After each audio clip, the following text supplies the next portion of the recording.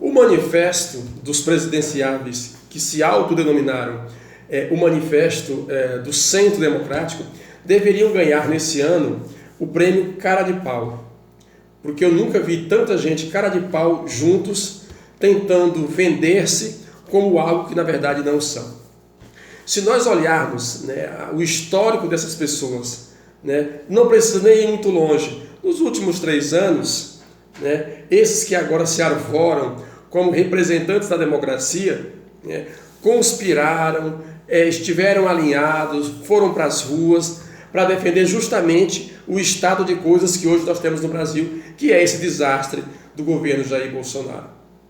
João Dória, é só nós lembrarmos um pouco, na campanha presidencial, ele estava de mão dada com o Dória, aliás, confeccionou até camisa, Bolsodória, ou seja, se alinhando com aquilo que o Bolsonaro dizia. E aí não me venha dizer que era inocência, porque sabia muito bem, o Bolsonaro sempre falou o que pretendia e o que queria do Brasil. Então não é inocência do João Dória. O tal de Mandetta, o chamado ministro Mandetta, se nós lembrarmos lá atrás, estava em conluio no processo de impedimento da presidenta Dilma Rousseff, pelas famosas pedaladas fiscais, ou seja, deram um golpe. É esse mesmo Mandetta, que sempre foi um lobista dos planos de saúde contra a saúde pública do povo brasileiro. Eduardo Leite, do Rio Grande do Sul, também é outro que esteve sempre ao lado das políticas do PSDB, que ainda hoje vota com o governo Jair Bolsonaro. Nesse momento, talvez queira fazer um jogo de cena, mas a política de desgraça do último momento está também na mão do PSDB. João Amoedo, uma figura que sempre se colocou ao lado do Jair Bolsonaro, votou, o Partido Novo vota constantemente as loucuras contra a classe trabalhadora implementada pelo governo Jair Bolsonaro. E também o chamado ex-governador do Ceará, Ciro Gomes, embarca nesse discurso. Ele fala uma coisa, diz outra. Na verdade, quando ele assina esse manifesto junto com esse povo, dá para dizer de fato quem é o Ciro Gomes nesse processo todo. Luciano Huck é essa figurinha patética que sempre tem se colocado como benfeitor das pessoas, claro, com o dinheiro dos outros, e explorando a desgraça alheia em seus programas de sábado. E por fim, o Sérgio Moro, que não entrou na lista, mas que estava sendo cotado, aí daria o número perfeito. Quem assinou foram 6, os chamados 6 patetas. E se o Sérgio Moro tivesse assinado, seria maravilhoso, seria os 7 anões da política brasileira.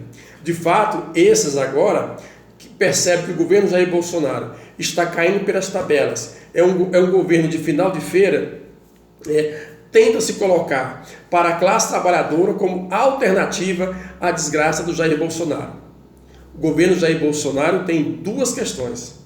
Tem esse espectro ideológico dele de extrema direita, baseado nos costumes, criando espectros de fantasma na vida social brasileira, e também tem a questão econômica do governo Jair Bolsonaro, que está muito nas mãos do Paulo Guedes.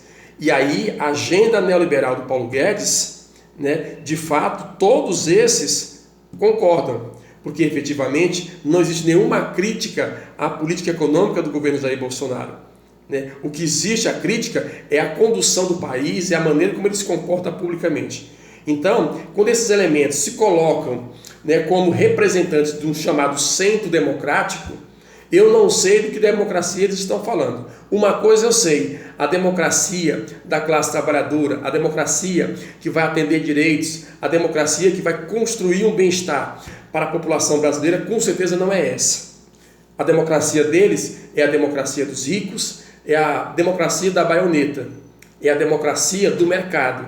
E efetivamente a democracia do mercado já mostrou que não tem nenhuma sensibilidade, não tem nenhum apreço à vida das pessoas. Por isso que é sempre importante estar de olho aberto para dizer que os trabalhadores já, talvez em alguma parte já reconheceu a loucura que foi apertar o 17 em 2018, porque colocou o país nessa situação trouxe a miséria de volta, trouxe a fome de volta, né? Um desemprego que você não vê perspectiva de solucionar e, ao mesmo tempo, a morte de mais de 320 mil pessoas. Ou seja, é um governo do desastre, de fato é um governo de final de feira, então todo mundo quer se desvencilhar para se apresentar como alternativa em 2022. Ainda bem que os trabalhadores estão abrindo os olhos e efetivamente essas figuras não serão alternativa para substituir o governo Jair Bolsonaro. A alternativa para os trabalhadores, de fato, tem que ser um projeto que atenda os seus interesses imediatos e de longo prazo. E com certeza esse projeto não está na mão dessas figuras que sempre se abraçaram com o golpismo e sempre se abraçaram com a extrema-direita. Em nome de combater uma candidatura do campo popular, eles se embrenharam nessa loucura, que foi uma loucura calculada, e agora querem se afastar da cria. Ora, o filho é de vocês, então segurem.